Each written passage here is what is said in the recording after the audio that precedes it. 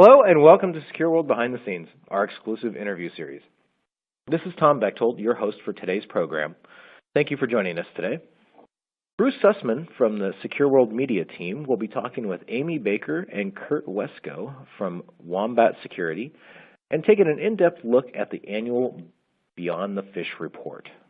Bruce, please start us off. Thank you, Tom, and hello, Kurt and Amy. Great to speak with you in our interview series here. And I want to get into question number one that I have, and I think some of our listeners and readers will have as well. Obviously, State of the Phish is your well-known, industry report that is kind of a benchmark every year for the phishing topic. So why are you, a security awareness company, doing a report called Beyond the Phish? What exactly do you mean by that? What I would say is we feel that we're the only ones who can actually provide this kind of depth of information on cybersecurity behaviors and knowledge on things other than phishing. We find that so often security awareness and training companies are too focused on phishing as a threat vector and therefore ignoring some of the other bad behaviors that we think actually could lead to more successful phishing attacks. So things like the safe use of Wi-Fi or oversharing on social media or unsafe web browsing. There are definitely things that we are covering in this report that we believe are uncovered or undercovered by other organizations, and they just frankly probably don't have the depth of data we have in this area. I don't know whether, Kurt, you want to talk a little bit about our depth of data and what we've been collecting. Yeah, sure. I mean, just to, emphasize some more of what Amy was saying. Many of the reports out there just focus on the ramifications of phishing attacks. They're looking at the after the fact, what breaches occurred, how much did they cost. They don't really get into what's leading these things to continue to be happening. And so from our side, we're really interested in what are the knowledge gaps that exist in the users that are leading them to fall for this. And really from the start, we've been focusing in as a company on how do we train you better and gathering the intel and metrics around what skills and what knowledge do users actually have and what do they not have, so that way organizations can help prioritize and understand what risk they present to them. So from our side, we had nearly 85 million questions answered just in the last year alone for our end users. And so, like Amy mentioned, that depth of knowledge just really isn't out there for any other vendor. Yeah, we feel compelled to be able to share that so that people can utilize that in understanding how they might want to run their security awareness and training programs. We find too often people really do want better information, and where they're really struggling is, how do I run my program and what are the things that are important for me to start with? We get that question all the time, and we thought, well, let's give them a good starting point by showing them what we believe to be very representative data that they could then leverage in their own organization if they haven't done their own type of assessment. The next question is, I noticed during the report you talk a little bit about simulated phishing attacks versus training, and there is a difference. And I think there's been some confusion about that. Can you explain a little bit? People tend to focus on simulated attacks as the only training element that they utilize. It's also the single data point they look at, and they think that the simulated phishing attack itself can be a great starting point and or behavior change mechanism, and they don't necessarily then focus on training itself or the next follow-on steps that really does enable continued behavior change, because you're giving people actionable skills in really teaching them how to avoid these attacks. So we think it's really important to talk about the differences in these two tools and why both are necessary in order to have a really long-lasting behavior change. It's really two different approaches. One of them really wakes the end user up to their vulnerability to attack, and the second one gives them the skills they need to recognize the next attack. And we think it's unfair to put end users in a position of continuously, even in the simulation environment, attacking them without giving them the skills to protect themselves.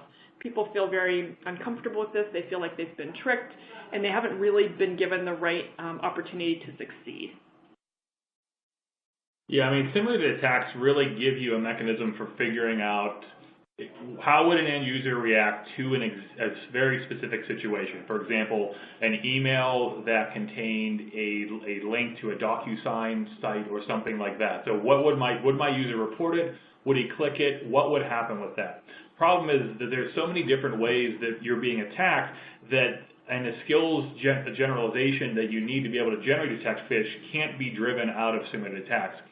because you can't give the user exposure via teachable moments and these emails to everything they need to know to step back and be able to truly assess an email. So that's why you really, once you've identified with simulated attacks who's vulnerable and where you need to prioritize the training efforts and such, then you can step back and give them something more broad and help them understand that how this, say, DocuSign attack or this specific attack generalizes out to how people try to trick you into falling for a phishing email, and make sure they can fall for the generalized attack, not just be able to defend against that one type. Thank you for explaining the difference between just the phishing attacks and the actual training. That those go hand in hand, so that's great. One of the other things that you'd mentioned in the Beyond the Phish report is cyber strength. Would you kind of give us an idea or paint a picture of what exactly you mean by that? So cyber strength is the name we have for a very unique knowledge assessment tool that Wombat provides to their customers. So the goal of this tool is really to help understand end-user knowledge across many topics. In this case, we are covering 12 different cybersecurity topics. So the tool itself is built of more than 180 questions across these 12 cyber topics. And the questions are scenario-based, meaning that it asks the person to apply the knowledge they already have in a particular scenario. So you're not just asking a question that might be so obvious to answer. You're asking them to be in the scenario and answer the question in the way that they think that they should. I think it leads to a better understanding of true knowledge versus what might be an obvious answer, if that makes sense. So often we find survey data to be something that you sort of know what the right answer that the person asking should be, what you should be delivering as the right answer. In this case, I think it's a little less obvious because we're really trying to get down to overall knowledge. So this particular knowledge assessment does allow organizations to set baselines with their audience so that they can have a good starting point to understand where people are strong and weak, and then measure over time what the improvement might be. There are other really key features that Kurt may want to touch on as well. Yeah, I mean, what I'd add with that is that one of the things is that you just can't do a simulated attack for every type of knowledge area or area that you want to understand where users are strong and weak in. For example, it would be really hard to do a sim attack around how can a user make a password that's in line with your policies or assess compliance areas. So that's where the cyber strength knowledge assessments come into play and allow you to get a broader picture of your user's knowledge and then be able to more accurately prioritize your training. One of the key things with cyber strength that helps you with that from an automation standpoint is that you can set thresholds for if a user doesn't score above a certain threshold in a knowledge area, automatically assign training to them. So that way this continuous training methodology that we'll talk about more later in the report, you can implement just with a single setup as opposed to having to manually look at results, figure out what to do, and assign actions off of that. Thanks for explaining that. That's excellent. What about what's new this year? What changes, first of all, were made to the report here in 2018?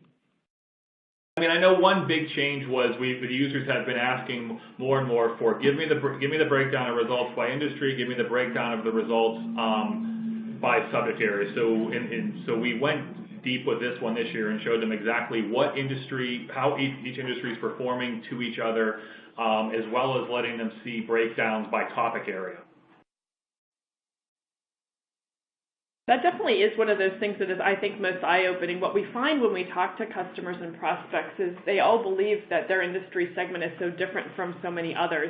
And one of the things I loved about the data in this report, and it's been similar in previous years as well, is that the spread of differences across all the categories and across the industries is not really very broad. So when you're talking about the difference between 20 and 24% of questions answered incorrectly, it becomes sort of a leveling of knowledge across industries. You start to realize that in general, the end user population only understands about 75%, between 75% and 80% of what they really need to, at best. And that's a user population that's being trained. If you were to look at a user population that wasn't being trained and to run the assessment on them, I'm sure those results would look much worse. So I think it's good to give the organizations trying to run these programs a good level set of what to expect from a knowledge perspective and how they might compare to their peers from an industry, both on the category of topic as well as other industry segments. Great. I can certainly see that there's still a gap. After looking at the Beyond the Phish report, there's more work to be done in this area for sure.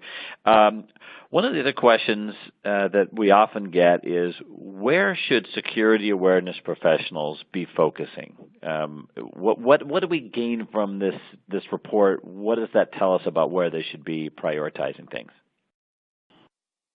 Well, there's definitely some regulatory things in play today that I think this data really supports. So most people on the call are probably familiar with the terminology GDPR, the General Data Protection Regulation.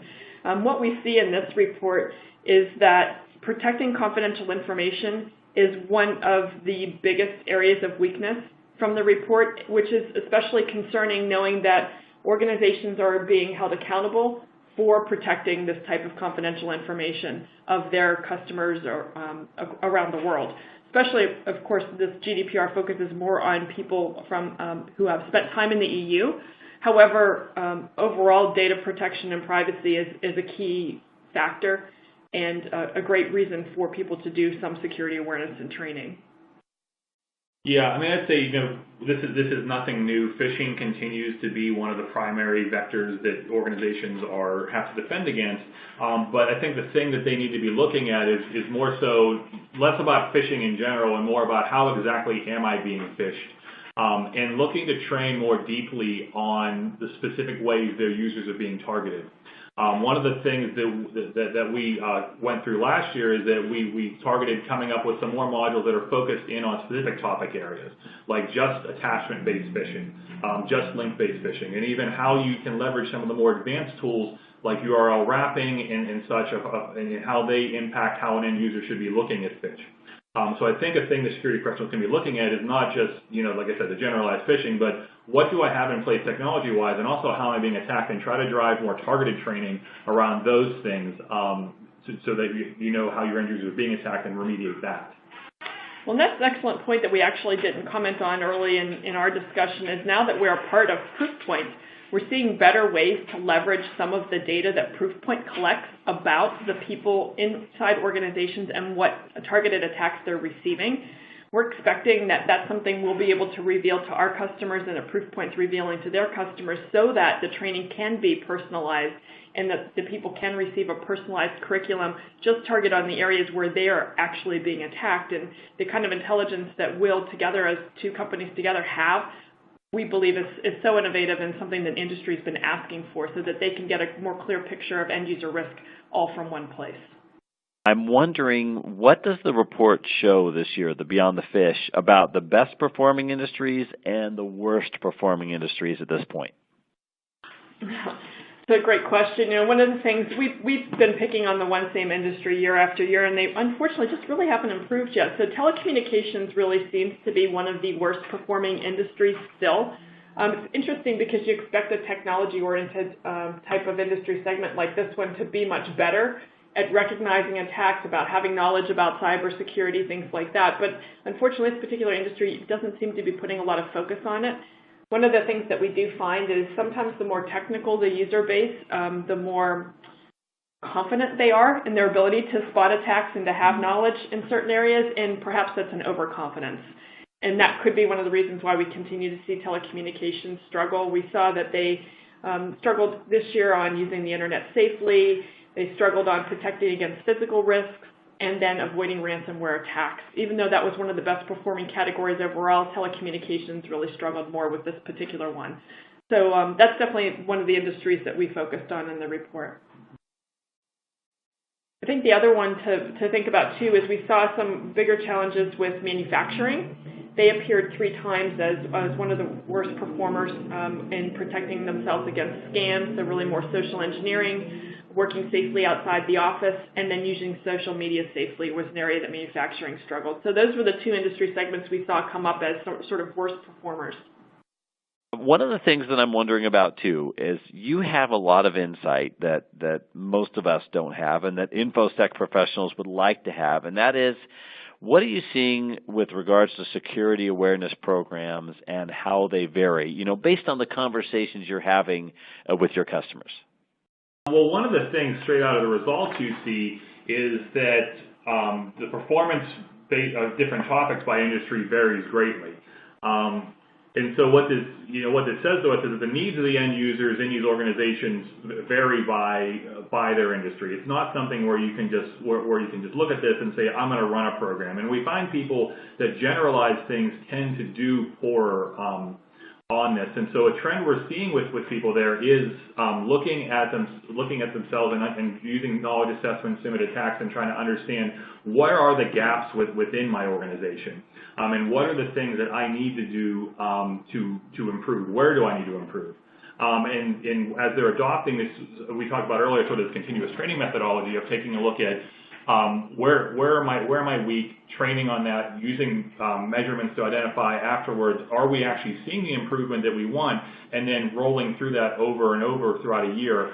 That's what we're seeing, rates in different topic areas being driven down into the single digits in terms of their users' weakness. I would add to that I find that there are different cultural elements that organizations need to take into account when they're running a security awareness and training program. Some organizations don't require a lot of mandatory training at all, so they might not be training on SOX or ethics or things like that, so this might be the only mandatory training that they have. And so therefore they could afford to ask their end users to do more training every single month. Whereas some organizations have already a very healthy dose of mandatory training in other topical areas, in which case they really can't afford to do a more aggressive security awareness and training program. So where we see some of these things vary is when a security practitioner is really taking a look and understanding their culture and understanding what the organization can bear and also what threats they're facing. So they're tailoring the program itself against the threats and or what they know the culture will support.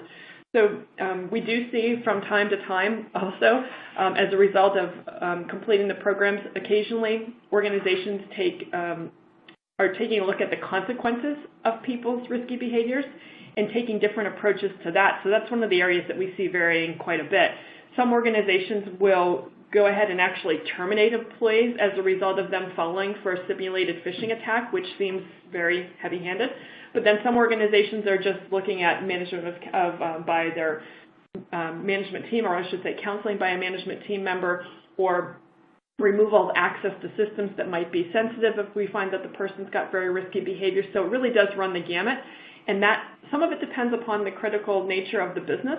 For example, at our most recent user conference, we had a CISO from a pharmaceutical company talk a little bit about his consequences model, and he had a very heavy-handed model that he wanted to be able to utilize, that was really focusing on termination for risky behaviors, because he felt that patients' lives were at risk if there were a live attack and it became something that's detrimental to the organization. Whereas other organizations might not feel like they have such very risky things to protect, and therefore might not be as heavy-handed. So we definitely see a lot of variety from both how people run the programs and then what the results of those programs are, and then either reward for good behavior or punishment for bad behavior. So there's lots of variety in programs across the board. I want to know from each of you, if you don't mind, what is at least one key takeaway for the security professional that you feel comes from this report? For one, don't doubt the ability to introduce training on emerging threats within a year. One of the things we saw last year in our end user risk report was that users really weren't aware at all of what ransomware was. They generally got what phishing was, but I think we were down at around a 33% rate of people who had any idea what ransomware even was. But then if you take a look at the Beyond the Phish report this year, you see ransomware attacks as being one of the areas of strength for industries like entertainment, finance, and I think overall it was one of our best answered areas. And so that really shows that if you introduce these new concepts in a continuous way with your end users, you can bring their knowledge up quickly on these emerging attack areas and have them be a defense area for you, even if it's something more complicated like ransomware. The second thing is really that too often we see a disconnect between how an organization is being attacked and how they defend themselves. Training, I think for training this comes out of the fact that it was much more of a compliance-based thing for a while. We did it because we had to do it. We didn't see it as a means of improving our overall defense. And, you know, it's nothing new that attackers continue leveraging employees to gain access to data and systems. But typically, we defend them by looking at the data and systems rather than looking at the people. And so if we can bring together how we're being attacked and what our users know and what they have access to, and use that to help us prioritize how we defend ourselves, we can get a better approach and also get a better way of measuring the ROI on the spend we're actually doing. I agree with that. I think what Kurt's really speaking of there is a much more people-centric approach to their security practice. And because network defenses have really been locked down and there are fewer and fewer attacks that are really truly just hacking into a network due to some vulnerability, that we believe this people-centric security approach is one that most organizations are starting to consider more thoroughly and adopting. And that's why we're seeing improvement in certain categories, because people are really taking this approach to understand if I'm being people-centric, I have to give people the tools to be able to protect the organization. And part of that could be giving people a way to report attacks when they see them. So if you've got this knowledgeable audience of people in your workforce and they know how to respond and report an attack, you can get to those attacks more quickly and therefore protect your company better. And I think organizations are now starting to get to the point where they're recognizing that this could be an asset and end users can be an asset instead of a disadvantage. And I think that's a really great turn of events in what's happening in the industry with regard to cybersecurity overall. Okay, so I think I asked for one key takeaway from each of you, but you had a bunch of them. I lost track of so many key takeaways from the report. Good job, you guys. Really appreciate your input, and that's going to wrap up my questions on behalf of the SecureWorld media team, so I will turn it back over to our host, Tom Bechtold. Thank you, Bruce, and thank you, Amy and Kurt, for sharing your expertise with us and the SecureWorld audience. We hope everybody learned a little something today from today's interview, perhaps some reminders of things that you can be starting to do at your company, or things that maybe you used to do and maybe need to brush them off and kind of revamp them a little bit. Be on the lookout for future behind-the-scenes interviews with our media team, coming soon to a browser near you. On behalf of the SecureWorld team, I would like to thank you for your time and for joining us today. This does conclude our program.